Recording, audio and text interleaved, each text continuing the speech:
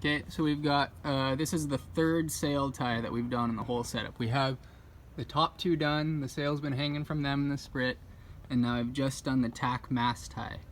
So we're looking for the same thing here as the top mast tie.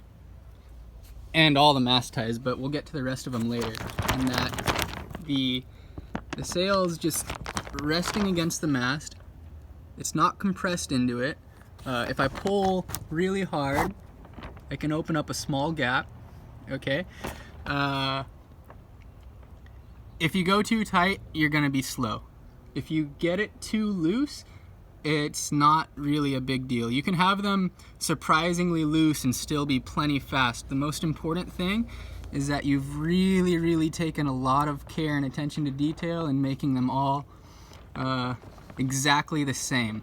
Completely uniform the entire way up and down the luff. So once you learn how to do that, you can potentially play with the luff curve and do the banana curve where they're looser on the ends and tighter in the middle, or maybe even the other way around where you're trying to add some depth to the middle and tighter on the ends, which doesn't really ever work maybe if you're a big kid in light air and bump or something.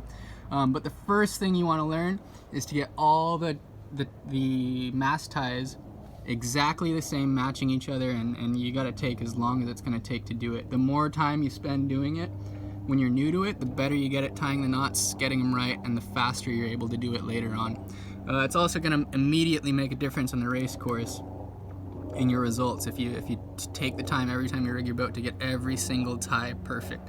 I know it's hard, but that's actually the biggest skill set the Opti teaches. It makes it such a great boat to start in one design racing. So we can see the sail's just very comfortably sitting against the mast, square knot right in the middle on the same side as the others, all out a keeper, and that's pretty good for a mast tie.